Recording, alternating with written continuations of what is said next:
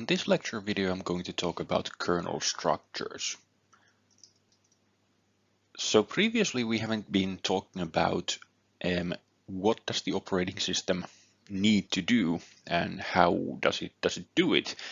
But now, on this lecture, the focus is more on how is the operating system constructed and what kind of components does it have, and more importantly, when it comes to kernel structures, how are those components organized? If we look at the roadmap as to where we are at right now, so previously we have been talking about the processor and binary machine instructions and their execution, and the concepts of processes and multiple processes, multiprocessing, multiprogramming and scheduling, and also memory management, how different processes access their own memory areas, and we also have some basic idea of how to control all of these. So next, we're going to talk about how those control mechanisms, i.e. Controlling all of that chaos, how is all of that built, and how are these mechanisms controlled. So we start off with the idea of how to control the execution of a program. Well, this more or less was the thing we started out with on the first lecture. How does program code actually run, and how do we control the execution of a program? So basically, how to execute sequential program code, and so that it forms a useful program. And to do that, we needed some input and output mechanisms. And this holds true for all kinds of programs. So for example, when we look at our files using a file explorer, we can examine files on a local disk, but also on various network drives or removable hard drives. There is a notion of input-output present with pretty much all data processing that happens on a computer system. And also, of course, the users interact with a computer system using the mouse, using a touchpad, using the keyboard. So there is also always some sort of I/O involved, be it data processing related I/O, as in the files on a local disk or files on a remote disk, or just the user interacting with the computer system. So that begs the question, how does the operating system control the files that are somewhere, that exist somewhere, either on the local disk or somewhere else? How could you read and write or store files? How do you even find some data files from memory? We will come back to how a file system works in a separate lecture. For now, just let's think about how this all could be organized.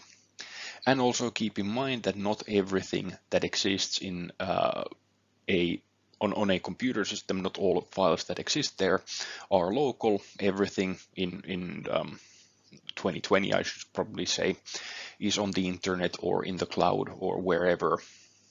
We could probably already talk about websites or web services as an operating system.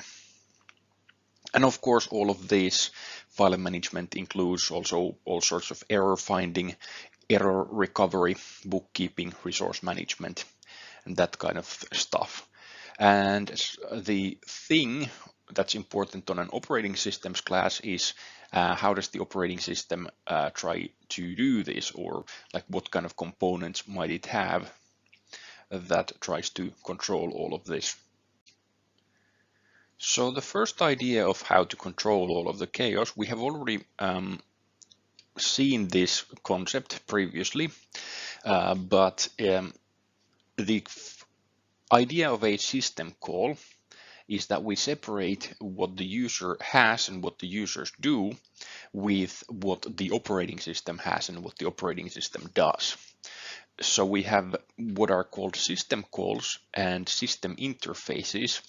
In programming language terms, those are APIs, application program interfaces, and ABIs, application binary interfaces. The idea behind separating the responsibilities between application programs and the operating system is in that application programs make system calls to make the operating system do things for them, and those system calls are defined in the various APIs and ABIs provided by the operating system. So those APIs and ABIs are provided by the operating system. They are different interfaces which the programmer sees and programmers can use to use all of those operating system provided services. This is a picture that we have seen already, but just in a slightly different context. So this is the idea of what happens when a system call is invoked. So as an example, let's look at a user application which uses a system call called open. Now, the open system call is something that is usually provides an application program with a data stream that points to either a data stream from some device such as a network adapter, or it provides a file handle which then points to a file on the disk. This is pretty much a canonical example of how a system call might be, or what a system call might be used for. So basically, user application wants to do something. What that something is to open, let's say, a file and read the contents of that file.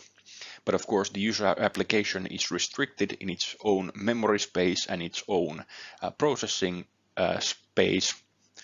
So it needs the operating system's help.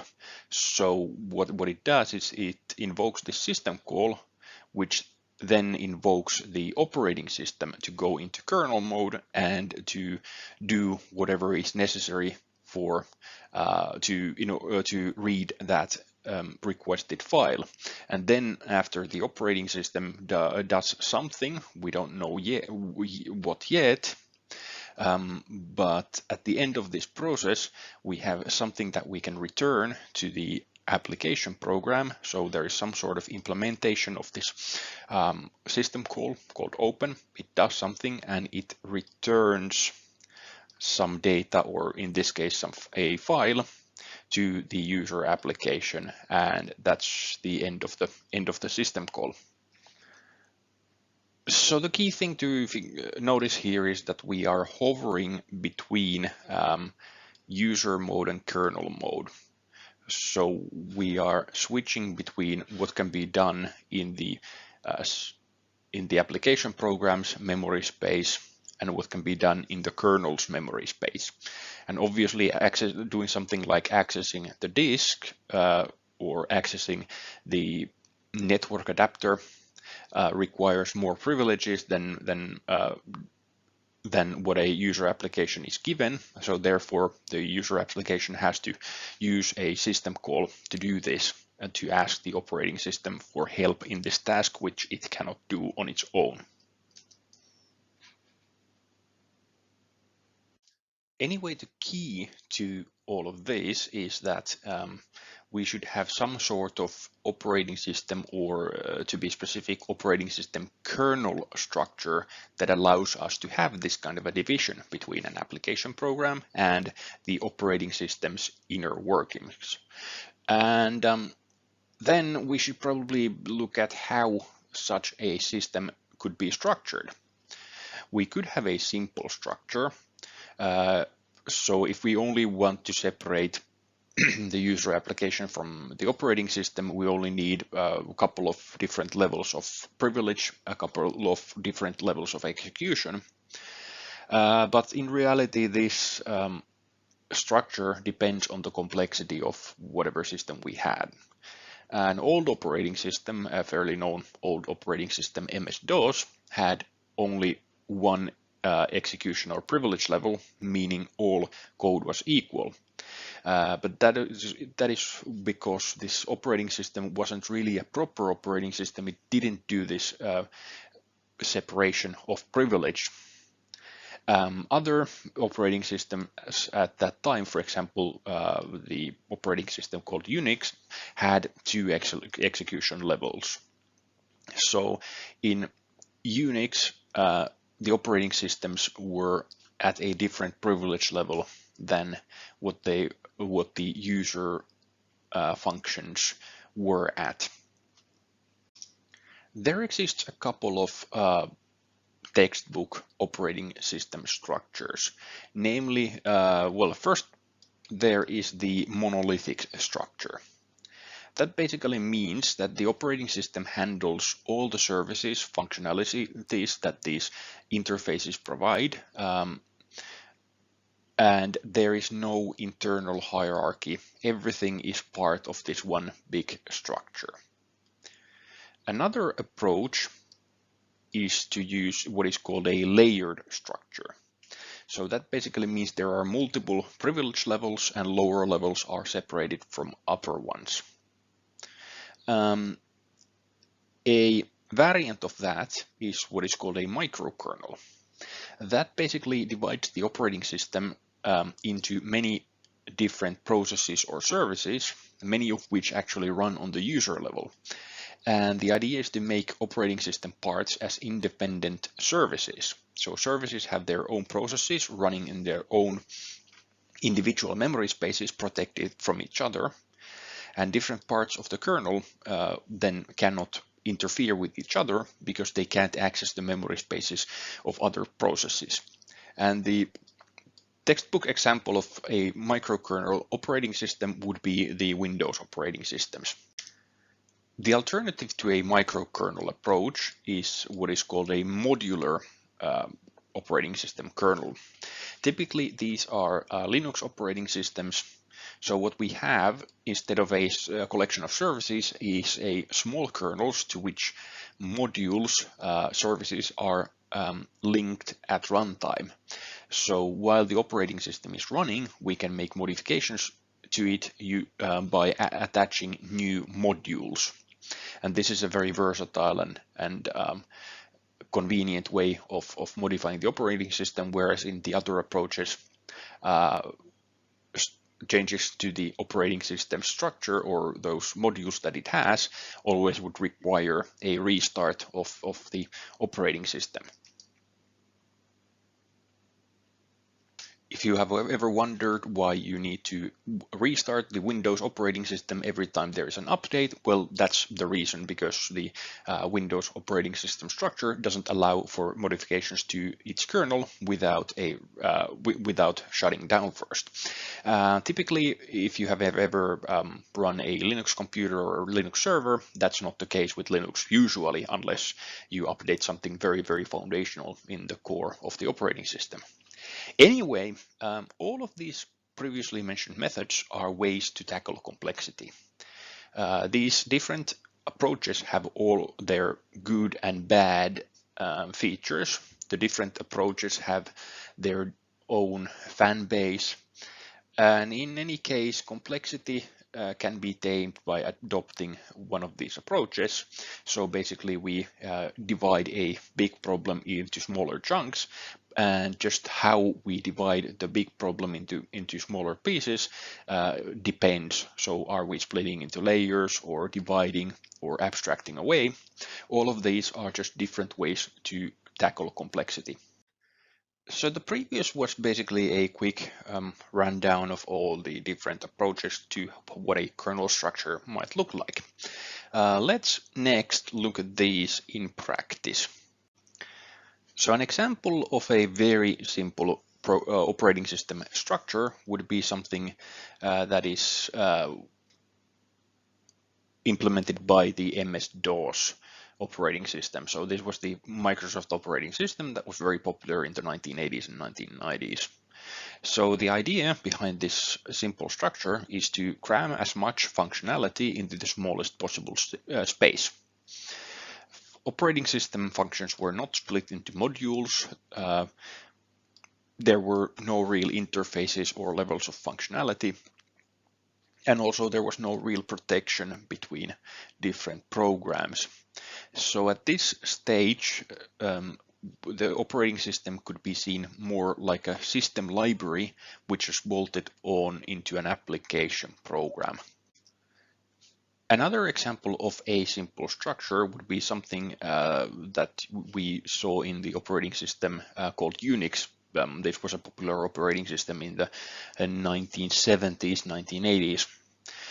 This was also a structure that was fairly simple, but it did have two privilege levels. So there was kernel mode and user mode. And the idea here is that the kernel would contain all of the parts that were traditionally considered parts of an operating system, such as a file system, scheduler, virtual memory. Everything inside the kernel was protected from the outside world, in other words, protected from application programs. And this is the first example of what is called a monolithic kernel. It's called a monolith because, well, everything resides in the same one big code base. User mode would be then, in contrast, every single normal application program. The problem why a simple monolithic structure is troublesome, if one part of the kernel has trouble, then everything else crashes with it too. The kernel has no protection from itself, even though the kernel does have protection from the application programs. To illustrate how this division into different modes would work, it would look something like this. So on top, in the user mode, you would have your user applications and standard libraries. And the idea is here that the standard libraries provide different system calls for the user applications. Once those system calls are invoked, then we switch into kernel mode. And that is where all of the underlying functionality actually happens. So that's where, for example, the file system resides, CPU scheduling happens, paging, virtual memory, and that sort of stuff. And of course, on the bottommost layer would be the hardware layer, where the kernel interfaces with the hardware directly. For the third option, a layered structure, sadly there isn't a popular operating system that implemented this. But basically this is a textbook approach where the starting point is basically, what if we built more than two privilege levels? What if we took the good properties of Unix and fixed all the problematic ones? So the lowest level of operation is still hardware, highest level is still user level, but between this we would have different layers providing different services. Upper level services can use the lower level services to do something, and we would benefit from this modularity that eases the maintenance and fixing faults in the operating system. What is bad about this approach is that it's not actually easy to divide an operating system into different layers. We would have to explicitly decide the order of importance for different services. As an example of this, should the scheduler be below or above the virtual memory implementation? That is the address translation, or which is more important, scheduling or virtual memory? The fourth approach to structuring an operating system was the microkernel, and this is of course popularized by the Windows operating systems. So the basic idea is to put as many operating system services outside the privileged kernel to the user space as their own processes. So this is a variant of the layered structure, but slightly different, in which we do not actually give specific order of importance for different services. We move what is not absolutely necessary to be contained in the operating system's kernel to outside to the user space. Therefore, a microkernel is a lean, small kernel that provides only a few services. So in practice, what it does, it handles scheduling, a virtual memory for processes, and some simple inter-process communication only.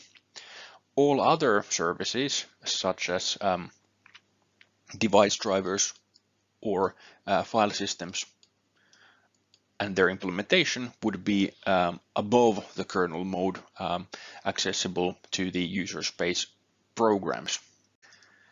So the idea is that all non-essential services run on top of the microkernel. They are running in their own memory spaces, therefore they are protected. Therefore, we can now have device drivers in user space or the file system in user space. The central idea here that everything that doesn't really need access to the hardware is isolated on top of the microkernel. A fundamental difference from a programming point of view is how system calls work with the microkernel. So because the system services now are above the kernel layer, system calls are no longer made in the same way as they are with a monolithic kernel, because the operating system doesn't necessarily provide services outside of the kernel. So instead, what we do is we make service requests using inter-process communication between these programs or services in the user space. The benefit of using a microkernel is that the operating system services are very easy to extend, because it's easy to code more programs that are running in the user space if new services are needed.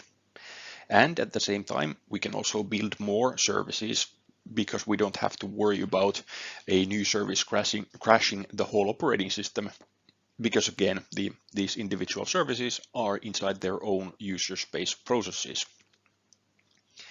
An additional benefit to using a microkernel, porting the whole operating system to another processor architecture can be simpler in relation to a monolithic kernel or a layered structure is, and that is because it's easy to port only the small portion of the microkernel, that part that is in direct contact with the hardware. A microkernel is also more fault tolerant. Faults are automatically isolated to the individual microservices because the parts of the kernel are isolated in their own processes. One of the downsides when it comes to a microkernel structure is that because all of the system services require inter-process communication, one service request can take multiple messages between processes. So basically we exchange some security for efficiency in completing these system calls, and the efficiency is down to the speed of exchanging messages. Finally, what is the key takeaway from this lecture? And that is very easy to say in one short sentence. It's the different types of kernels, the different kernel structures.